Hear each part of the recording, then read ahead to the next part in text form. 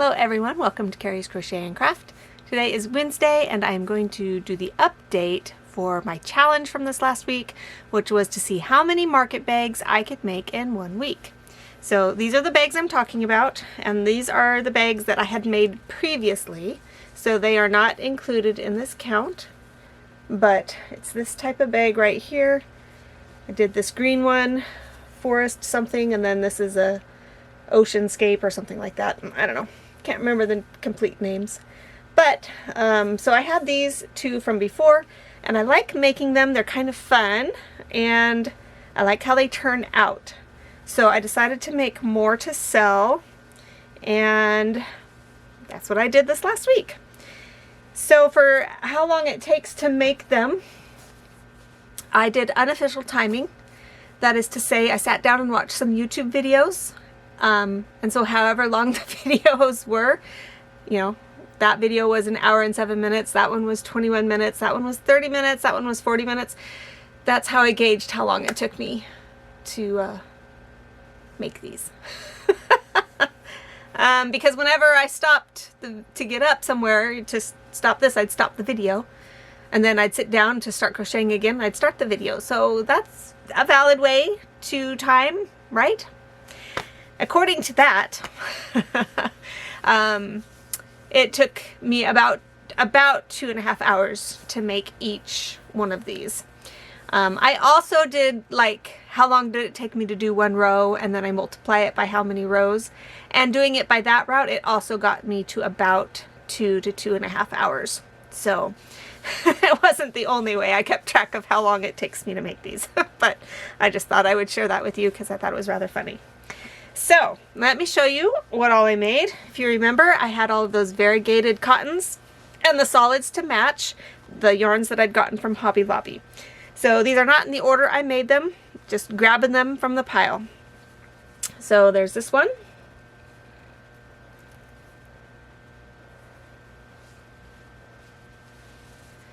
And this one with the yellow. This one is so pretty. Pink and yellow, and then a charcoal and kind of a light blue. This one is also very pretty, I feel like it's kind of foresty. Nature colors. Here's a nice bright one.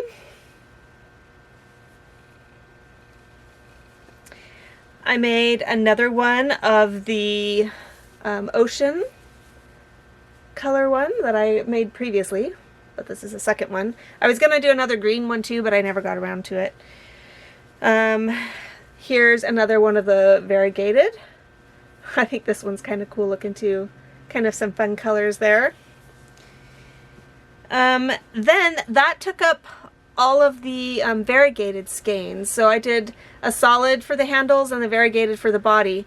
And with this, but I love this cotton, the pattern that I was using, it does like 38 rows of the chain 5s.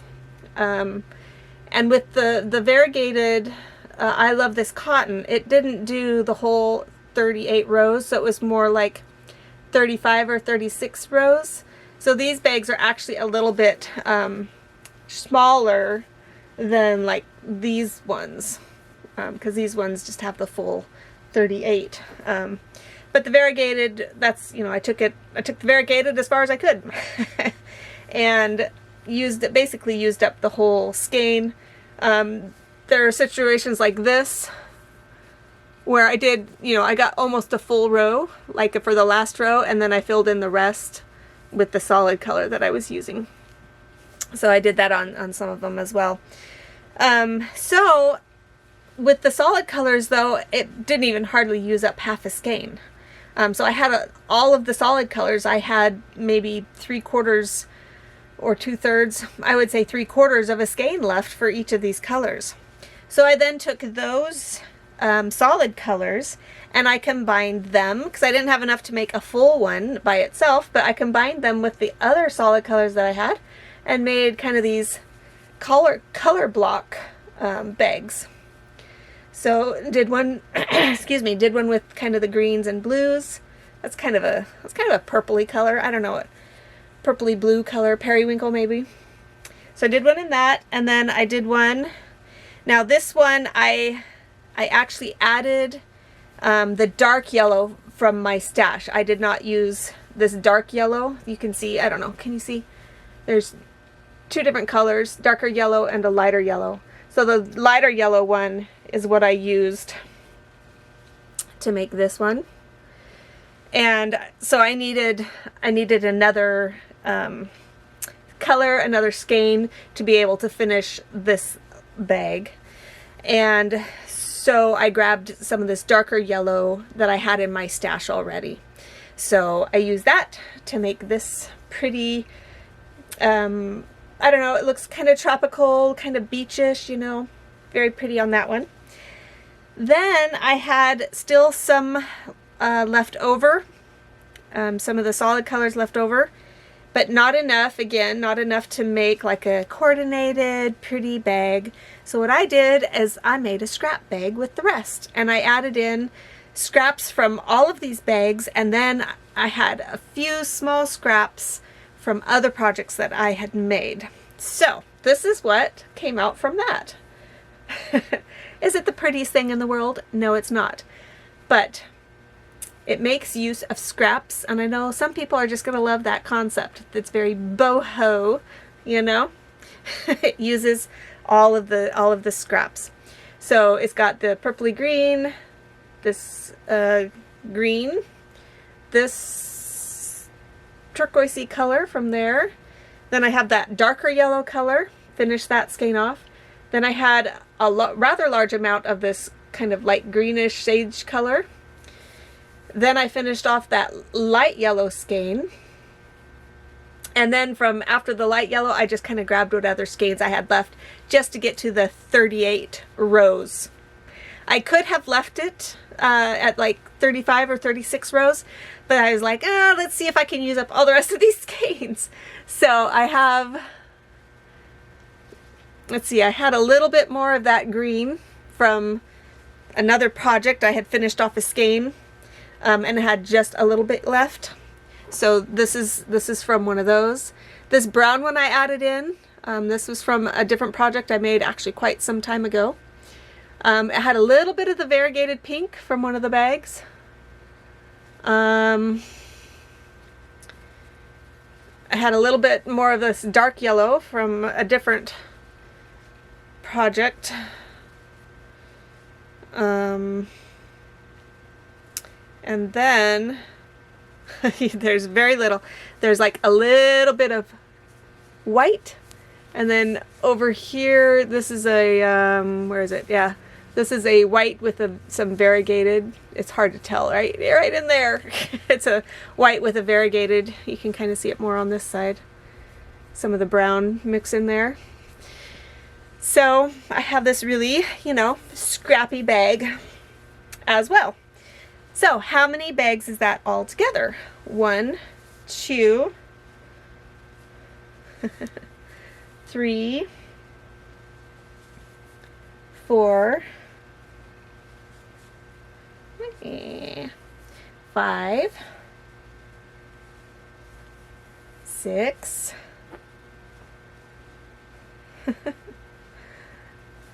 7, 8, and 9.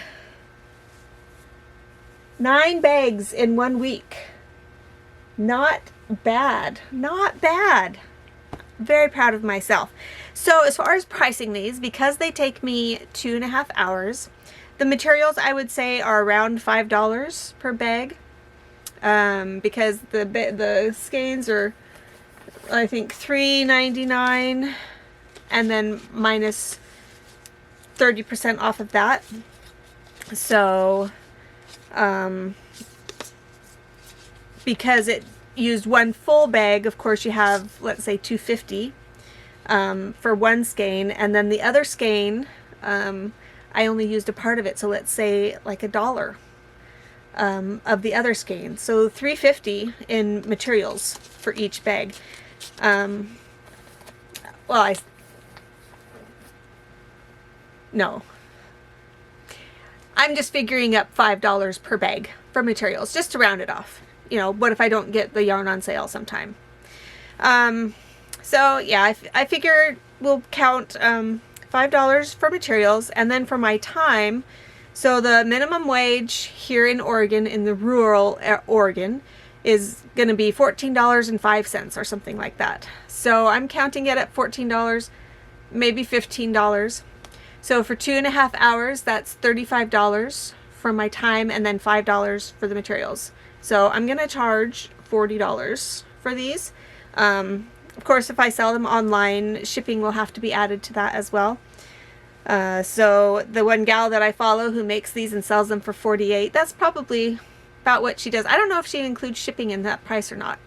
But yeah, it's about the same price. I think her bag, she makes thicker, like does like 2 or 3 more rounds on the handles, so that adds more time. So that could be, you know, if I were to add a few more rows, I would be charging about $45, $48 too. So there's these 9 bags, and then these other 2 that I made previously. So that makes 11 bags. And so 11 bags at, what I say, $40 each. $440 of product in 1 week. Not bad. This isn't the only thing I made this week, though. Well, I was always looking to start some other project, but I'm just, this week I wanted to like make the little kerchiefs, or I wanted to make a plushie, or, you know, something else. But every time I'm like, oh, I got to get back to the bags, got to get those bags made. So I really tried hard not to make other things this week. But my son had a Bible class assignment. They were talking about, you know, family and marriage and all that kind of stuff. And you've probably heard of the assignment where kids have to take a baby around and learn what it means to actually take care of a baby. When my older son went through this class, they had the robotic babies that would cry, and you have to feed them and make sure they're warm enough and all that kind of stuff.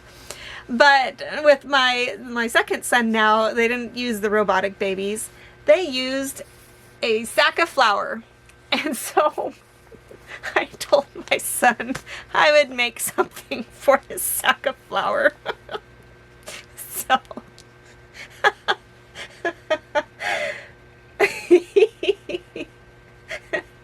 I made him a little beanie and a little onesie. Oh, welcome to my grandson. Yay. No. Anyway, I actually used up a skein of yarn for this. He came out and looked at my yarn to see what he might want me to use. So he came across this Bernat Pipsqueak, and this is in the, what color? The Funny Bunny print. And that yarn is actually only, I had to use up a second yarn of something else, but that is this yarn down here. You can see the threads are a little spindly. Then here it gets thicker and plusher. And then same on the hat. I had that first yarn for part of the hat. Is it focusing? Come on, focus. That same pipsqueak yarn here, but then this yarn right here is really fluffy. It's the same colorway for the most part. It's a little more muted, I guess. I would say it's a little more muted than perhaps the pipsqueak. So there you go. But the second yarn is Soho Cloud Crazy. And I couldn't believe it when it was, you know, it's the same colorway for the most part. It's just a fluffier yarn. And this color name is Island. So I didn't use up all of this, although if he'd had to carry it around longer, I was going to make like straps to go around so he could strap it across his chest. 5 pounds is a lot to carry. I mean, those of us who had to carry babies a lot know that 5 pounds is nothing.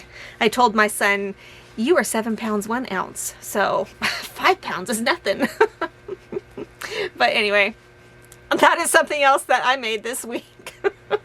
Oh, it was last week, but during this week of making stuff for the challenge. So anyway, I just had to share that because I thought it was so funny. So let's look and see how many skeins I used this week. So I had 5 each of the variegated and the solid, plus some other yarns that I use as well. So 1, 2, 3, 4, 5, 6, 7, 8, 9, 10, 11, 12, 13. 13 skeins this week. Not bad. Those are going to go right up here in my container where I'm keeping track.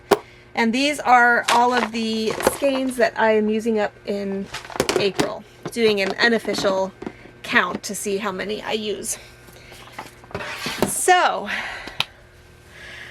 my thumbs are very tired because when you, this thumb always gets worked a lot, but this time this thumb did too, because when you're crocheting these chains, you have to move a lot to grab the chain here and move it here, and just to control the body of it on this side. I'm moving this thumb a lot more than I usually do.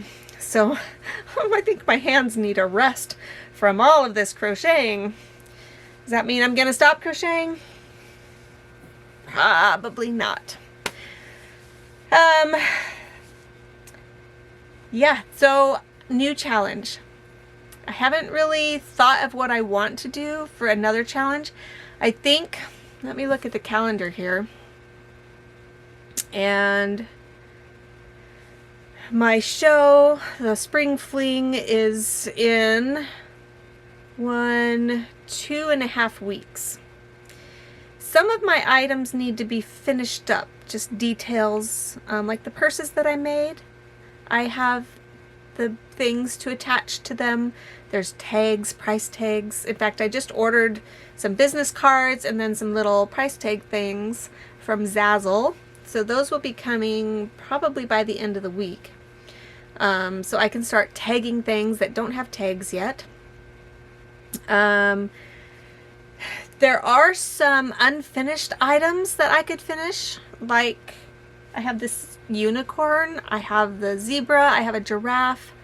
Is there anything else? There might be a random other item or two that I could finish, so maybe I could do a challenge of finishing my whips this week. But otherwise, I think what I need to do is start organizing my stuff for the market. So I'll go through the bins that I already have and kind of take a, where you keep track of, you make notes, you take notes of all the things that you have. And like how many octopi do I have, how many froggies do I have,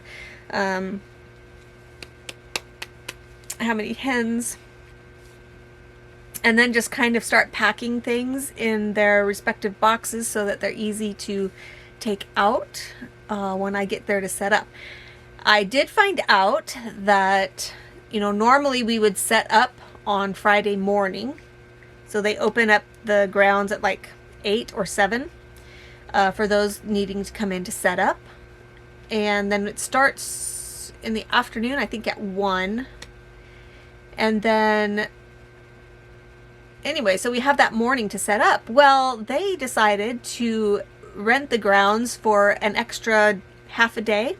So we're going to actually be able to go in on Thursday and set up.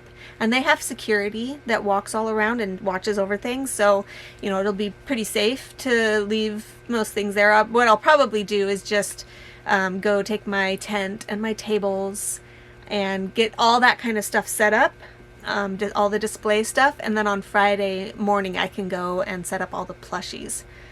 Then since I'm not selling on Saturday, I will I'll take towels and sheets and stuff to cover up everything, and then pack some of the items away back into their bins and hide it under the tables and stuff.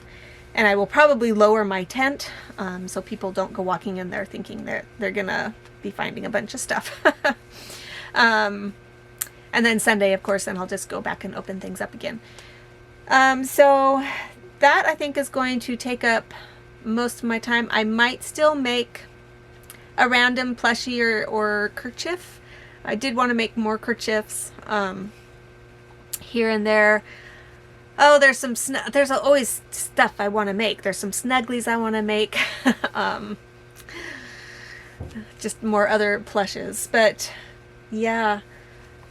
So I think for now I'm going to hold off on any more challenges and just kind of make random things in between working on getting ready to go. So I might bring you along as I sort through all the plushies and see how many I have of what, and as I do some of the pricing. So with that, I do have some yarn hauls, Joann hauls, to show you. So I will probably get to one of those next. I did go to Joann's again yesterday, and I had gone the day before. Plus there's the shopping therapy haul that I did as well.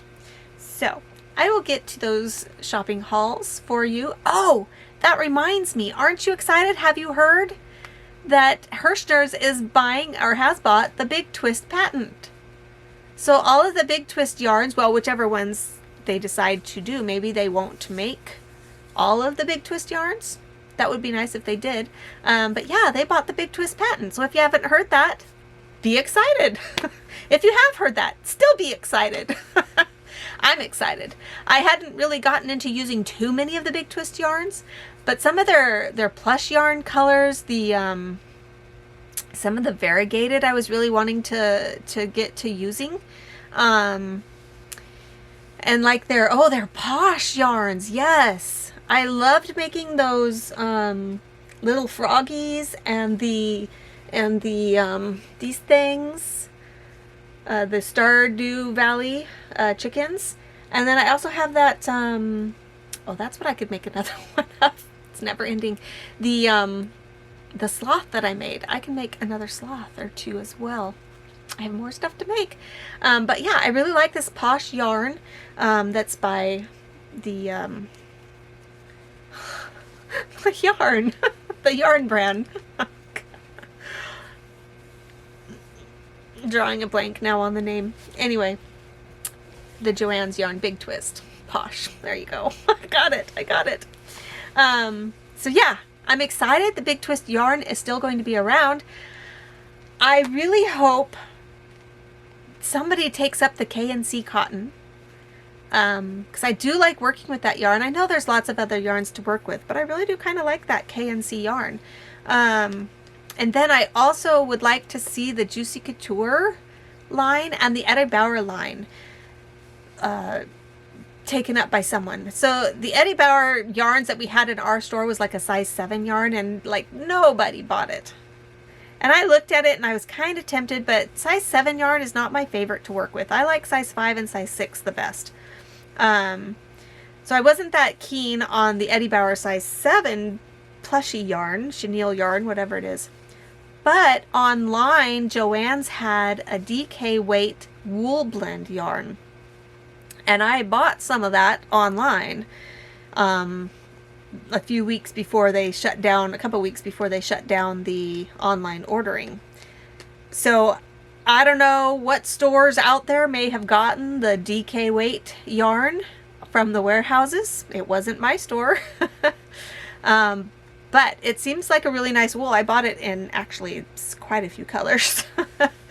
And hope to make some like sweaters and even some lightweight wool blankets. It's a size 3. Yeah, it's a DK, so it's a size 3 weight yarn. So I want to make some of those like ponchos for my family that we can put like maybe in a bug out bag. Just to have something warm, so in case we can't grab our sleeping bags or whatever, we can have these like ponchos or ruanas or, you know, something of the sort that can be used to wear during the day, but then also used as a blanket at night. So I don't know. I've got all kinds of ideas. Not much time to implement them, man. In other news, I actually filmed a video for my farm channel. So if you already watched that, you can expect a video to come out. In fact, it'll probably already be out by the time I post this video. So you can look for that on my farm channel. Quarter Mile Farm is the name of that. I guess that's it. I can stop chatting now and let you get back to work. Let me get back to work. So yeah, I will see you in the yarn haul updates, and then as I start to go through all of my plushies and getting ready for the market, I will be back for that as well. So we'll see you next time. Bye.